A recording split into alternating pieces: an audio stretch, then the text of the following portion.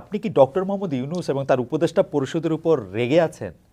মানে প্রশ্নটা এই কারণে করছি যে আপনি প্রায় শুরু থেকেই প্রতিটা পদক্ষেপের পরের ফলের দিকে আপনি খুবই কঠোর সমালোচনা করছেন, দায়ী করছেন, যেইটা আসলে দায় তাদের দেয়ার থেকে আগের সরকারের বা বর্তমানে যে চলটা চলে আসছে গত ৩০, ৩৫, ৫০ বছরে তার জন্য দায়ী করা যায়। কিন্তু আপনি আসলে রেগে আছেন কিনা, খুব ক্ষুব্ধ আছেন কিনা এই সরকারের উপর, ডক্টর ইউনূস সরকারের উপর স্পেশালি? আচ্ছা, ধরেন আমি একটা আপনাকে এক্সাম্পল দিয়ে বোঝাই। জি। সরি, ধরেন আমার ছেলে স্কুলে যায়, সে স্কুলের রেজাল্টটা একটু খারাপ করলো, অঙ্কে মনে করেন সে ১০০-র মধ্যে ৩৫ পেল অথবা ৪০ পেল। আরো অনেকের ছেলে কিন্তু এর চেয়েও কম পেয়েছে। আমি কার উপর বেশি রাখবো? আমার ছেলের উপরে। যাকে আমি বেশি ভালোবাসি, যার উপর আমার বেশি প্রত্যাশা, তার উপর কি আমি ক্ষুব্ধ হব না? হব তো। আমি আমার সন্তানকে আরো ৫০ বছর পরে কি করবে, ২০ বছর পরে কি করবে, আমি তো সেটা নিয়ে চিন্তিত। কাজে আমি কি বলবো না যে তোমাকে আমি ভালোবাসি, তোমার কাছে আমার এত এত প্রত্যাশা, তো তুমি কেন বাবা খারাপ করছো, এটা আমি বলবো না? কিন্তু কামাল ভাই, আমি আপনাকে বটম লাইনটা বলি, আমি ডক্টর ইউনূস সরকারকে নিঃশর্তভাবে ভালোবাসি। প্রথম দিনও ভালোবাসি, আজকেও ভালোবাসি। কারণটা কেন? তাদের চেহারা খুব ভালো এই জন্য না, তাদেরকে আমি ভালোবাসি এই কারণে যে আমি মনে করি যে এত বছর পরে এই দেশের মানুষ একটা সুযোগ পেয়েছে যে নিজের মতো করে একটা দেশ গড়ার, নিজের মতো করে একটা নিয়ম তৈরি করার, যে নিয়ম থাকলে পরে আরেকজন স্বৈরাচারীর জন্ম এই দেশে হবে না। আমি এই প্রত্যাশার থেকে তাদেরকে ভালোবাসি। তো যখন আমি দেখব যে তারা ভালো করছে না অথবা ভালোর দিকে যেতে পারছে না, হয়তো বললাম পরীক্ষা যখন হয়নি, হ্যাঁ হয়নি, আমি যখন দেখছি আমার ছেলেটা অঙ্ক প্র্যাকটিস না করে গেম খেলছে, তার উপর আমি ক্ষুব্ধ হব না? হব, কারণ তুমি তো অঙ্কে খারাপ করতেছো। কিন্তু সেই জায়গাটা কিন্তু কামাল ভাই আপনার কাছে কি মনে হয়, কামাল ভাই আপনার কাছে মনে হয় সতর্ক করার চেষ্টা করেছি, কামাল ভাই আমি বলার চেষ্টা করেছি আপনারা যেভাবে যাচ্ছেন ভালো হচ্ছে না, কিন্তু এবং আমি যেগুলো বলেছি আপনি মিলিয়ে নেন, সবগুলি সত্য হয়েছে। আমি বলেছি কিন্তু ওনাদেরকে, এবং আমি আজকেও বলবো কিছু কথা, আপনি মিলাই নিন। যেমন আজকে আমি একটা কথা বলে রাখি, যেমন আমি দ্রব্যমূল্য নিয়ে বলেছি, শুরুর থেকে বলেছি এটা আপনাদের ভোগাবে, এবং ভুগিয়েছে।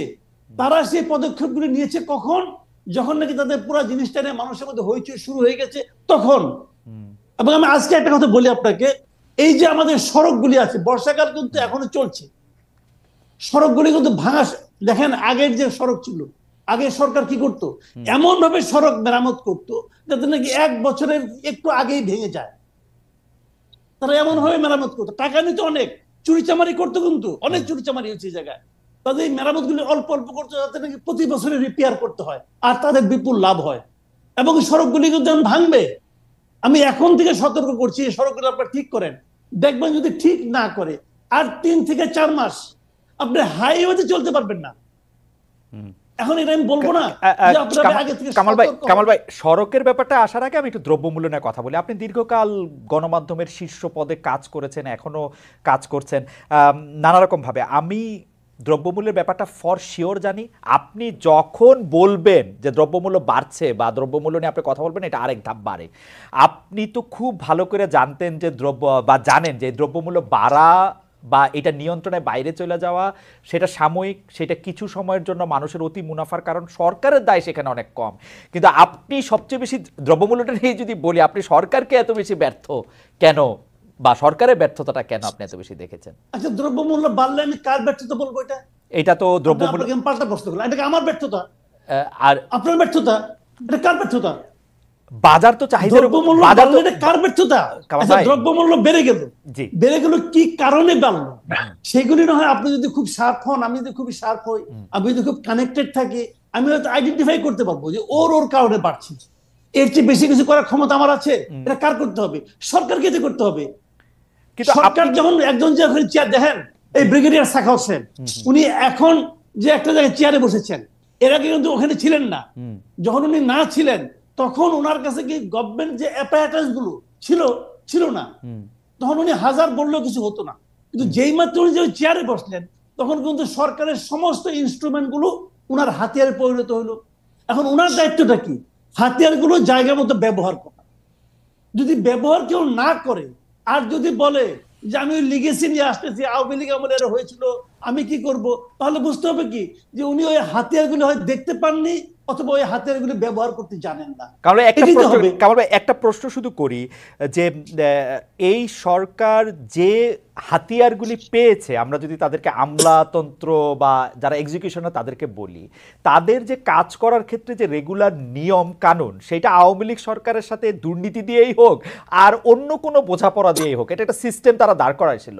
এখন এই সরকার আইসা তো সেই হাতিয়ারগুলি ব্যবহার করতেছে, যেটা নানাভাবে দুর্নীতির মরিচা পড়া, অন্যায়ের ঝামা দিয়ে ভোতা হয়ে যাওয়া, সেগুলি তারা কিভাবে আর ব্যবহার করবে? মানে আমি জানতে চাইতেছি আসলে, মানে এটা আপনি আমি আপনাকে বলি, জি, সেগুলি তারা ব্যবহার করছে কেন? তাদের কি সেগুলি কি ব্যবহার করার জন্য আমরা তাদের হাতে পায়ে ধরছিলাম যে ভাই আপনি এই আমলাকে নিয়ে এই কাজ করেন, বলছিলাম? কেন ওনারা ওই আমলাকে নিয়ে কাজ করছেন? কেন ওনারা ওই সচিবকে নিয়ে কাজ করছেন? আমি একটা কথা আপনাকে বলি, শুনেন। 4 অগাস্ট রাত্র মানে 12টা 1টা 2টা বন্ধ হয় না এই পর্যন্ত বাংলাদেশের কোনো একজন সচিব শারীরিকভাবে, মানসিকভাবে, আর্থিকভাবে অথবা আধ্যাত্মিকভাবে শেখ হাসিনার পতন চেয়েছিল? চাইনি। বরং যারা তাদের সমস্ত কিছু দিয়ে শেখ হাসিনার গভর্নমেন্ট টিকে থাকুক সেটা চেয়েছিল। 5 তারিখে সবাই এই গণঅভ্যুত্থানের মাধ্যমে আসা নতুন সরকারের পক্ষে হয়ে গেল। 8 তারিখে শপথ নিল, তারা সবাই ডক্টর ইউনূসের লোক হয়ে গেল, ব্রিগেডিয়ার সাখাওয়াতের লোক হয়ে গেল। ওনারা তাই মনে করছেন কেন? কেন তারা ব্যবস্থা নিলেন না? এখন যদি উনি বলেন যে ওনাদের রেখে যাওয়া ইনস্ট্রুমেন্ট দিয়ে আমি কিভাবে কাজ করব, তার মানে কি ওই ইনস্ট্রুমেন্ট গুলো তো আপনাকে রাখছেন আপনাদের কাছে। আপনি বলবেন কি হতে পারতো? আমি আপনাকে বলি না যে পুরো আমলা আপনি শেষ করে দেন, আমি বলি না।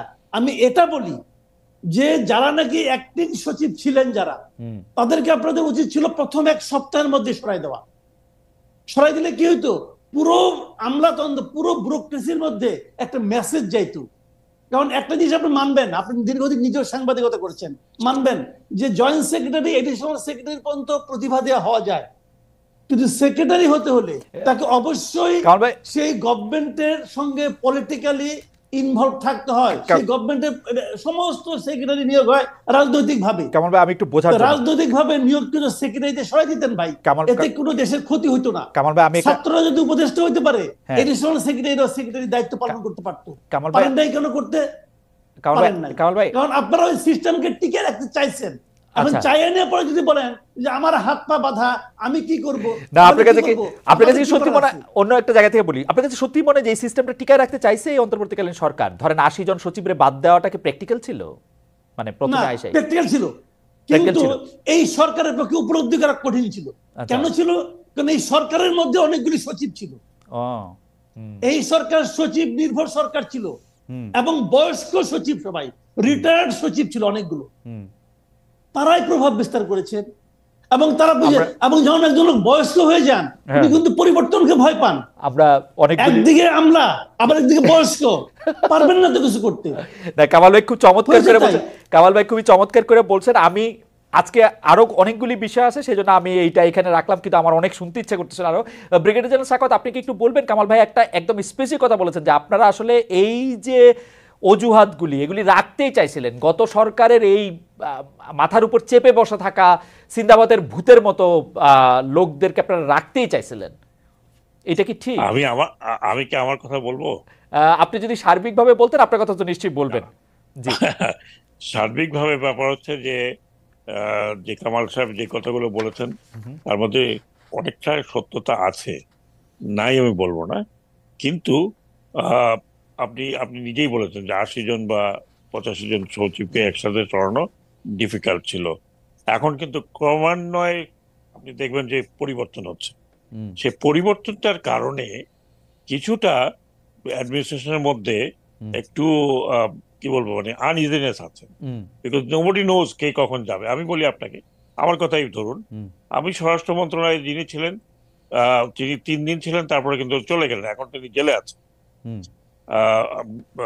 তারপরে আমি যখন নৌ মন্ত্রণালয়ে আছি, নৌ মন্ত্রণালয় খুব একটা ভাইটাল মিনিস্ট্রি, এখানে সবাই বললো যে একজন সেক্রেটারি আছেন, তিনি অত্যন্ত তুখোড় এবং ভালো কাজের লোক। বাট আমি যখন তার সম্বন্ধে জানতে পারলাম যে উনি যখন